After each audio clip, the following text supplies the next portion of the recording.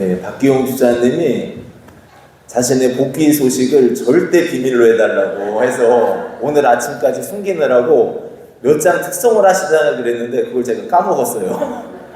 너무 감사합니다. 그래서 우리 박기용 집사님 앞으로 더 아름답게 신앙생활 하실 수 있도록 또 은혜 안에 신앙생활 하실 수 있도록 우리 다 같이 박수로 환영하도록 하겠습니다.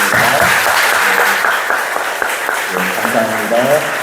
네, 우리 사후전에 계신 분이랑 인사하시겠습니다. 감사하며 삽시다.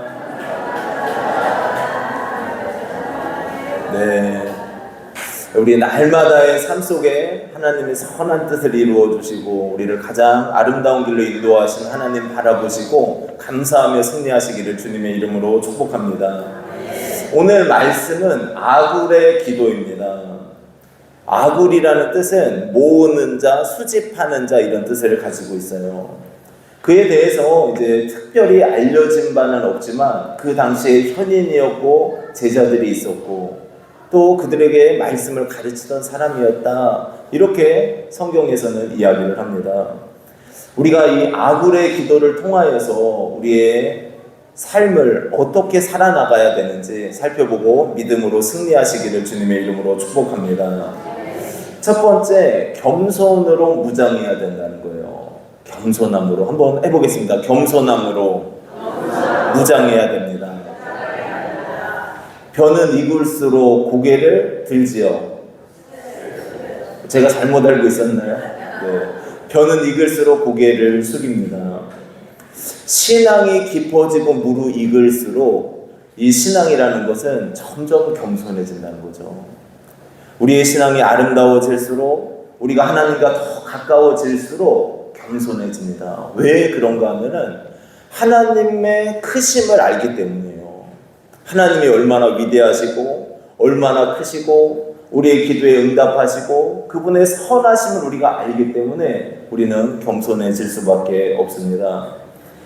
김수희 씨가 불렀던 노래 중에 어떤 노래가 있어요? 유명한 노래. 그대 앞에만 서면 나는 왜 커지는가요? 작아지는가? 그게 뭔 가사입니까? 너무 사랑하니까 작아지는 거예요. 너무 사랑하니까. 근데 우리가 하나님 앞에 섰을 때 그 하나님의 크심과 광대하심을 바라보면 우리는 낮아질 수밖에 없습니다. 겸손해질 수밖에 없어요. 오늘 말씀은 이 아굴이 얼마나 겸손한 마음으로 하나님을 의지하고 바라보는지를 증거하고 있습니다. 우리 2절에서 4절 말씀 한번 같이 읽도록 하겠습니다. 나는 다른 사람에게 비하면 짐승이라 내게는 사람의 총명이 있지 아니하니라. 나는 지혜를 배우지 못하였고 또 거룩하신 자를 아는 지식이 없거니와 하늘에 올라갔다가 내려온 자가 누구인지 바람을 그 장중에 모은 자가 누구인지 물을 옷에 싼 자가 누구인지 땅의 모든 끝을 정한 자가 누구인지 그의 이름이 무엇인지 그의 아들의 이름이 무엇인지 너는 아느냐. 아멘. 이 아굴이 기도하는데 이렇게 기도하는 겁니다. 자신은 다른 사람에 비하면 짐승이라 이렇게 표현을 해요. 짐승이다 그래요. 이 짐승이라는 표현은 어리석고 우둔한 자를 뜻합니다. 근데 아굴의 고백이 그런 거예요. 아굴이 나는 하나님 앞에 섰을 때 또 사람들 앞에 섰을 때 우둔한 자입니다. 짐승과 같은 자입니다. 이렇게 고백을 하고 있습니다. 이 말씀은 무엇이냐? 다른 사람과 나를 비교했을 때 결코 내가 더 나은 존재가 아니라는 것을 인정하는 거예요. 겸손한 것이죠. 그러면서 아굴이 진정으로 말하고 싶었던 것은 무엇입니까? 아굴이 말하고 싶은 것은 하나님 앞에서 모든 사람은 철저하게 겸손해져야 된다는 거예요. 거룩하신 하나님 앞에, 창조주 되신 하나님 앞에 우리는 우리의 마음을 가장 낮추고 겸손한 마음으로 하나님을 섬겨야 될 줄로 믿습니다. 이렇게 말씀하죠. 하늘에 올라갔다가 내려오며 바람을 모으고 물을 싸서 비를 내리고 땅의 한계를 정하신 분이 누구인가? 그렇게 말씀을 합니다. 그러니까 이 말씀이 뜻하는 건 뭡니까? 하나님이시란 말이에요. 하나님이 땅의 한계를 정하시고 물을 모아두셨다가 물이 비로에서 내리게 하시고 이 모든 것을 주관하시는 그분은 하나님이시라는 거죠. 근데 그 하나님 앞에 우리가 어떻게 교만한 마음을 품을 수 있겠으며 어떻게 우리가 하나님 앞에 내 자신을 높일 수 있겠느냐. 그 하나님 앞에 우리가 낮아지는 마음으로 겸손한 마음으로 살아갈 때 하나님의 은혜가 임하게 될 줄로 믿습니다. 그래서 베드로전서 5장 5절에 이렇게 말씀을 합니다. 우리 같이 읽도록 하겠습니다. 베드로전서 5장 5절 말씀 제가 읽도록 하겠습니다. 젊은 자들아 이와 같이 장로들에게 순종하고 다 서로 겸손으로 허리를 동이라. 하나님은 교만한 자를 대적하시되 겸손한 자들에게는 은혜를 주시느니라. 그러니까 하나님께서는 겸손하게 자기 자신을 낮추는 자에게 은혜를 부어주신다는 거예요. 우리의 삶이 이 하나님의 은혜가 가득하시기를 축복합니다. 그런데 이 사람이라는 게 어떠냐면은 조금만 뭔가 나의 잘남이 있으면은 교만해지려고 그래요. 그래서 목사님들끼리 이런 이야기를 합니다. 이제 설교를 하고 나서 설교를 아주 잘한 날은 홈런 쳤다 그래요. 홈런. 그런데 설교를 못한 날도 있을 거 아닙니까? 표정도 성도들이 듣는 건지 안 듣는 건지 모르겠고 막 이런 때가 있잖아요. 그런 날은 죽 썼다 그래요. 근데 설교를 어느 날 너무 잘한 것 같은 거예요. 자기 자신이. 그럼 저도 그럴 때가 있겠죠. 너무 잘한 것 같아요. 와, 내가 설교를 이렇게 잘했어? 순간 교만해진단 말이에요. 순간적으로. 이게 높아진단 말이에요. 그때 이 내가 높아지려는 그 마음을 하나님 앞에 철저하게 낮추는 거예요. 하나님이 하셨습니다. 하나님 영광 받으소서. 하나님께서 이루신 일입니다. 하나님 영광 받으소서. 그러니까 철저하게 자기 자신을 낮추고 은혜를 구하면서 믿음으로 살아갈 때 하나님께서는 그 삶에 놀라운 은혜를 베풀어 주실 줄로 믿습니다. 성경의 위인들을 보면은 우리가 믿음의 조상 아브라함은 뭐라고 자기 자신에 대해서 고백을 합니까? 나는 티끌과 재와 같사오나 그래요. 자기 자신을 표현할 때 믿음의 조상이라고 우리는 와 대단해 이렇게 생각할 수 있지만 이 아브라함은 자신을 하나님 앞에 바라보니까 티끌이래요. 티끌. 먼지 같은 존재라는 겁니다. 또 다윗은 하나님 앞에서 뭐라고 자신을 고백합니까? 젖된 아이와 같습니다 그래요. 젖을 몇 살에 때립니까? 몇 살에 때리잖아요 권사님. 이거 어려운 질문이었군요. 죄송합니다. 자, 그런데 안 물을게요. 자, 젖된 아이와 같다 그래요. 젖된 아이와 같다. 다윗이 자기 자신을 표현하는데 다윗이 누굽니까? 골리앗을 이긴 왕이잖아요. 전쟁에 능한 왕입니다. 그런데 하나님 앞에 딱 서니까 하나님 저는 젖된 아이와 같습니다. 어린아이입니다. 이렇게 고백을 하더라는 거예요. 사도 바울도 뭐라고 이야기를 합니까? 만삭되지 못하여 난 자요 죄인 중에 괴수다 이렇게 얘기를 해요. 자신을. 그러니까 하나님 앞에서 자신이 죄인 중에 괴수라는 거예요. 가장 큰 죄인이라는 거예요. 복음의 일꾼이었고 하나님의 역사를 이루고 세계에 나아가서 복음을 전했던 이 사도 바울조차도 겸손해요. 근데 하나님께서는 어떻게 하십니까? 그 겸손한 사람을 들어서 사용하셨습니다. 하나님의 말씀 앞에 자신을 낮춘 사람을 통하여서 하나님의 은혜를 부어주시고 역사를 일으키시고 능력을 이루시는 줄로 믿습니다. 그리고 언제나 겸손함으로 승리하시기를 주님의 이름으로 축복합니다.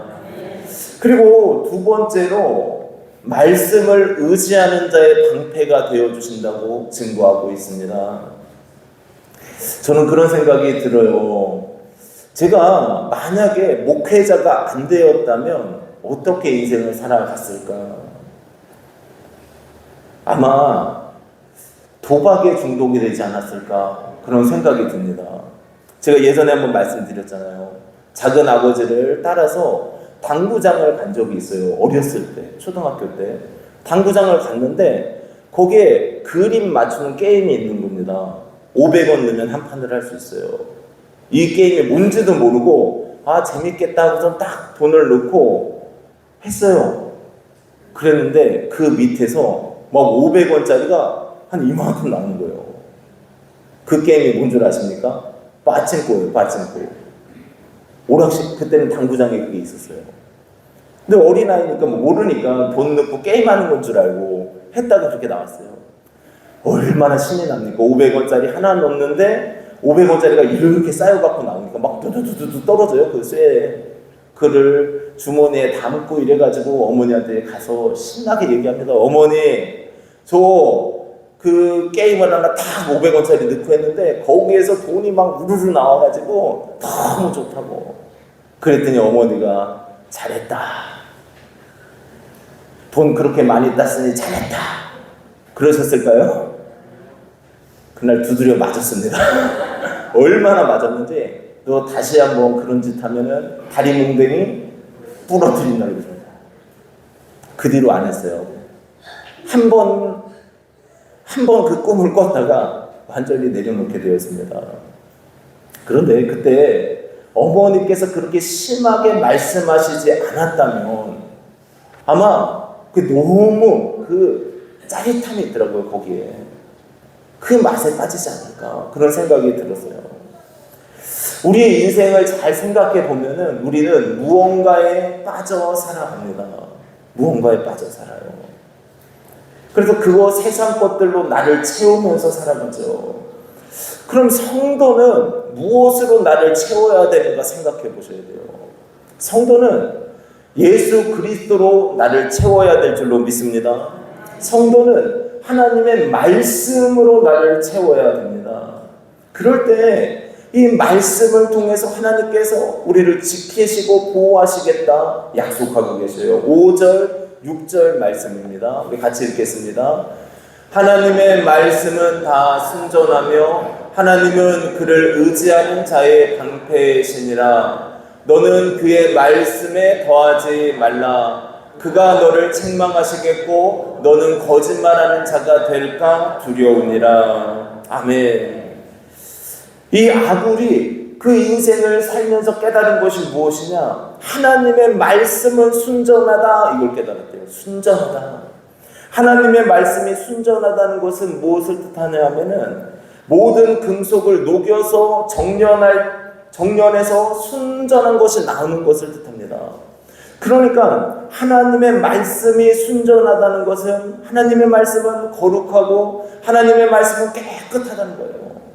그래서 우리가 그 말씀을 접하고 만나고 그 말씀에서 은혜를 받으면 받을수록 우리의 영혼이 기쁨이 넘치게 되고 그 말씀의 순결함 앞에 고상함 앞에서 우리의 영혼에 평안이 있고 기쁨이 넘치게 된다는 거죠.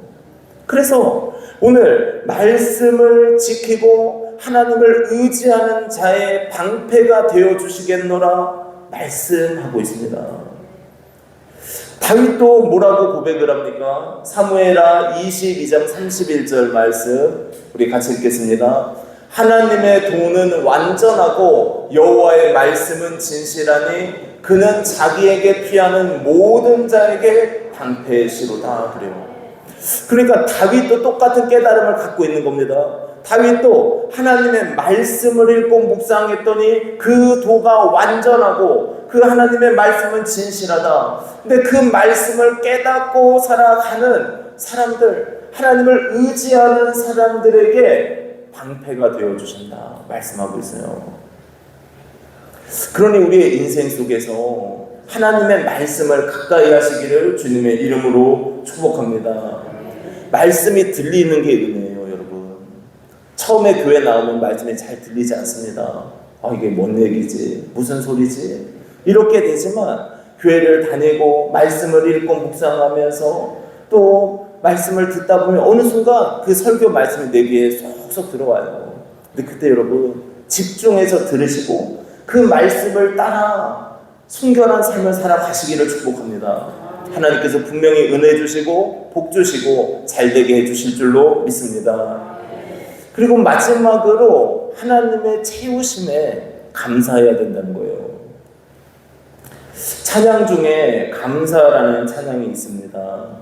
오늘 숨을 쉬는 것 감사, 나를 구원하신 것 감사, 내 뜻대로 안 돼도 주가 인도하신 것 모든 것 감사, 내게 주신 모든 것 감사, 때론 가져가심도 감사. 그러니까 이 찬양을 부르면서 우리가 느껴지는 게 뭐냐면, 우리의 인생에 때로는 하나님께서 부어주셔서 채워주실 때가 있고, 때로는 우리의 인생에 고난을 허락하셔서 어려움을 겪게 하실 때가 있구나. 그런데 그 어려움과 고난 속에서 하나님을 더 깊이 알게 하시고 그 하나님을 만난 다음에 하나님 앞에 찬양을 올려드리게 하시는구나. 이거를 깨닫게 하신다는 거예요. 그러니까 나에게 주심도 감사, 때로는 가져가심도 감사. 하나님 영광을 받으소서. 우리의 삶에 이런 감사의 고백이 넘치시기를 축복합니다. 우리에게 있어서 오늘 다빈 청년이 그 12가지의 감사 글을 기도문이죠. 그거를 하나씩 이제 받으셨을 텐데 그 기도문을 보면은 날마다의 삶을 하나님 앞에 감사드리는 기도로 시작하는 것을 우리가 볼 수 있잖아요. 여러분, 그러면 그런 겁니다. 지금 내 옆에 있는 사람을 통해서 우리가 감사한 거예요.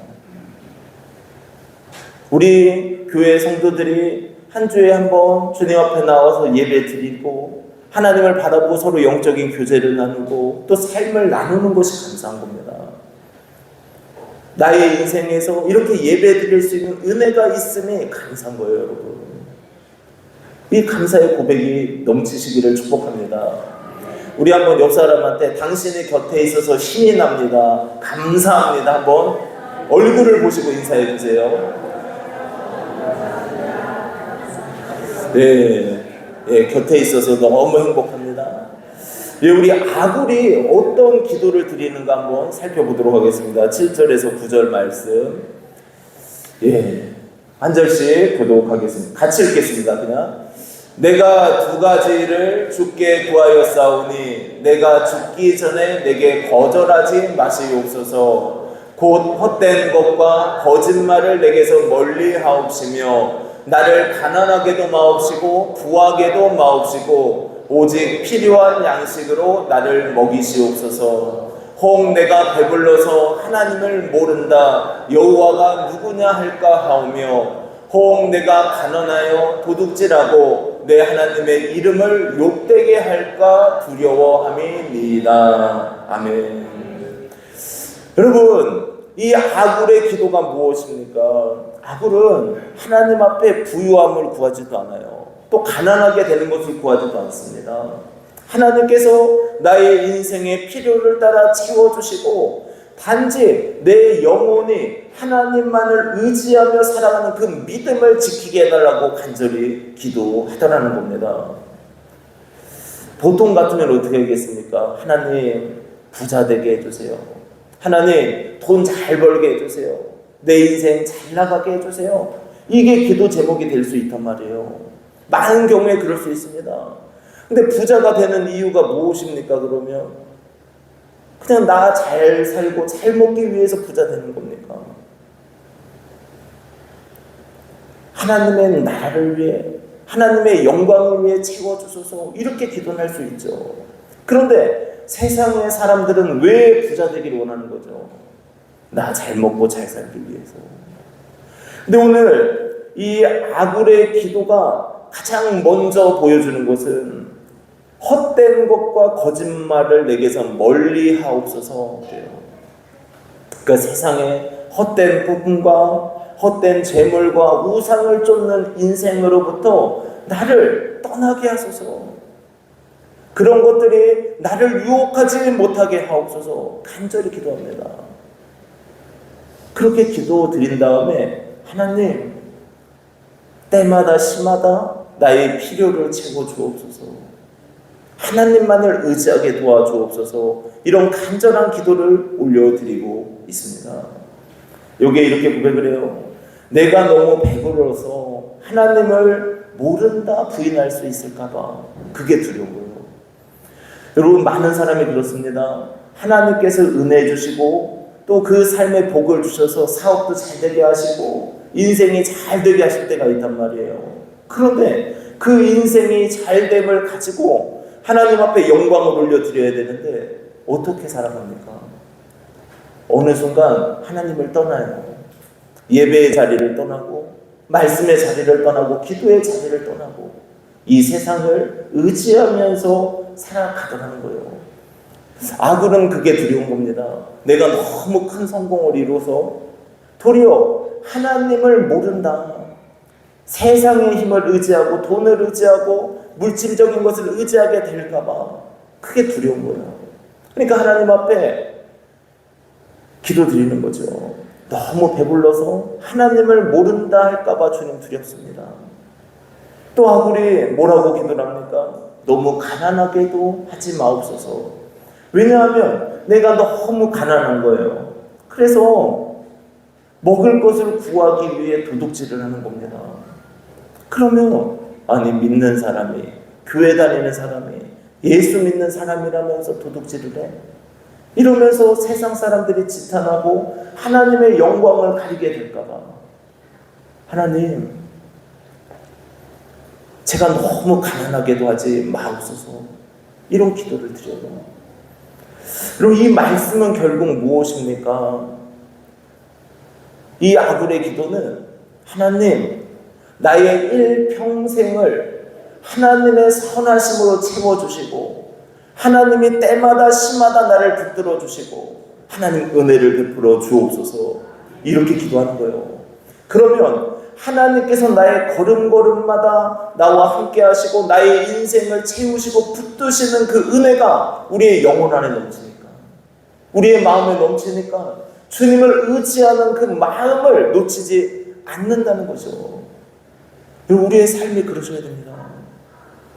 세상의 것을 의지하는 것이 아니라 하나님을 의지하는 그 마음을 놓쳐서는 안 된다는 거예요. 저도 그렇고 우리 성도님들도 마찬가지고, 하나님만을 의지하는 이 중심, 아굴과 같이 그 중심을 놓치지 않고 승리하시기를 주님의 이름으로 축복합니다.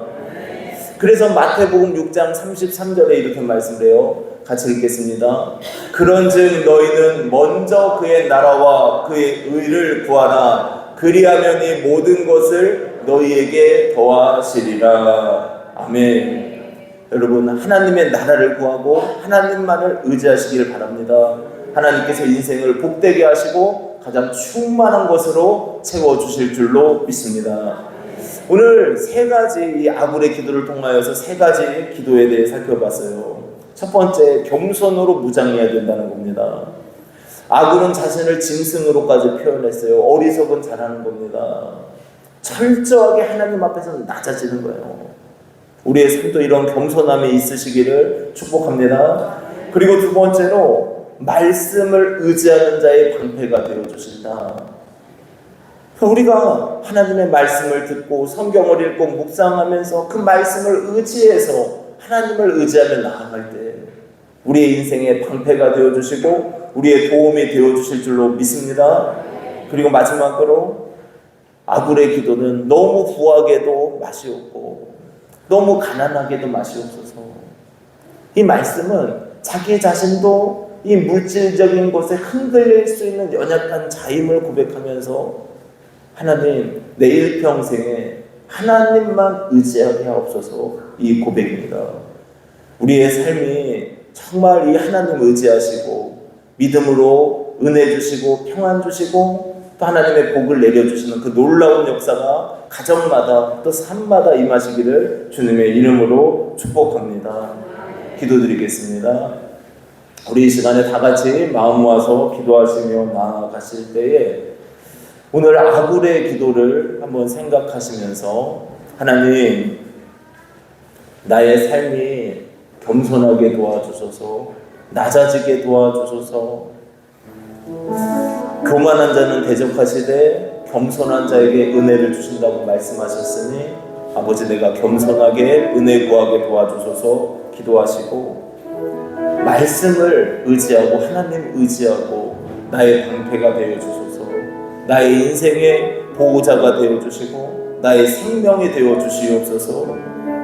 하나님 채워 주소서. 나의 인생에 가는 길에 부함과 또 가난함과 이 모든 것들 속에서 하나님을 의지하는 그 마음의 중심을 놓치지 않게 도와주소서. 우리 다 같이 오늘 말씀 생각하시면서 주여 한번 부르시고 기도하며 나아가겠습니다.